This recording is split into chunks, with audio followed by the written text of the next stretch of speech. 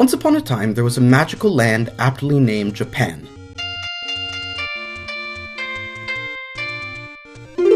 Aside from hailing some of the best cuisine in existence, Japan gave the world its arguably most important gem.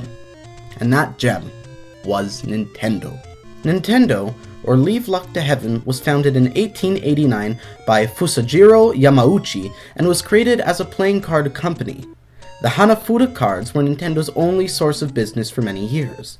According to the all-knowing, always accurate Wikipedia, by 1969 Nintendo had tried to diversify themselves into a few niche markets, such as cabbing and love hotels. I know the love hotel thing is true, but as for the cab business, remind me to check. But it was really in the late 1970s that Nintendo had found their niche market. In 1977, Nintendo released their first home console under the name Color TV Game 6, and in 1981, Nintendo released their first global success in the video game market with the hit arcade game Donkey Kong. See, Donkey Kong was a great game for three main reasons.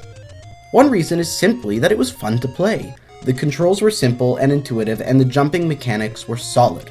The second reason lies in the fact that Donkey Kong had a story behind it.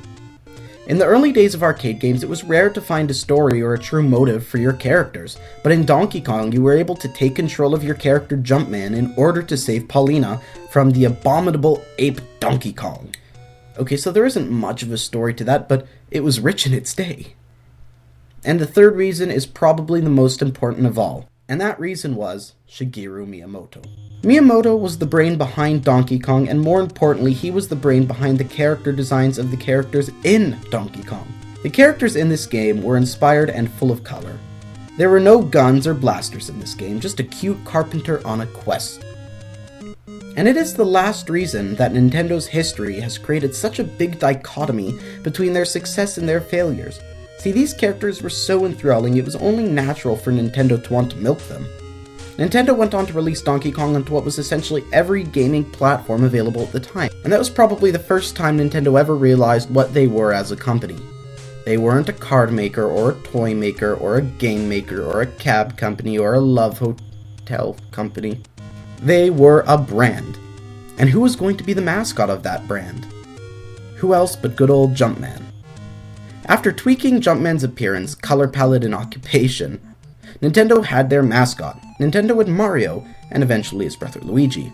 Then Nintendo had Bowser and Toad, then Link and Zelda, then that dude Samus, then Pit, then Ness, then Fox, then a reinvented Donkey Kong and a sidekick Diddy and Chocobos and...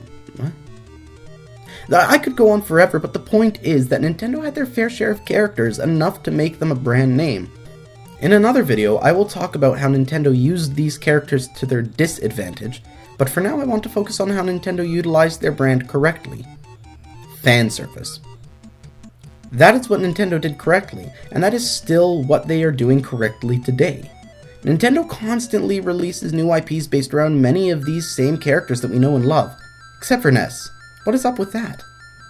While some people out there may call this milking the name, which I mean, come on, it is a little bit, what Nintendo is really doing is giving a new experience to fans while giving the fans an icon in which they can relate, empathize with, and draw nostalgia from. I think the best example of this lies in Nintendo's recent public address, where they released info on some new games coming out for the Wii U. Sure, there were some cool non-EAD games coming out, EAD being Nintendo's most famous game development division, but what really excited fans was the confirmation of the newest 3D Mario, Mario Kart, a new Zelda IP, a new Smash Bros. Game, and what I was most excited for, a remake of the absolutely gorgeous, amazing, fun Legend of Zelda game, The Wind Waker. Nintendo knows its fans like it knows its nose. Get it? Oh, now I'm sad. And while Nintendo tells us that it will do what it can do to get its consoles to be more widely accepted by third-party developers, true Nintendo fans don't care. Because like Miyamoto's Donkey Kong and Jumpman, every subsequent first-party Nintendo game that comes out is filled with color, charisma, character that just isn't found in other places.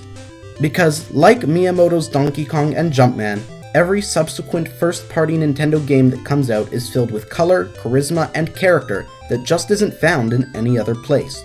And while we usually only get a new Zelda game every 4 to 7 years, us Nintendo fans know to wait it out and to leave luck to heaven, because Nintendo is sure to give its fans exactly what they want.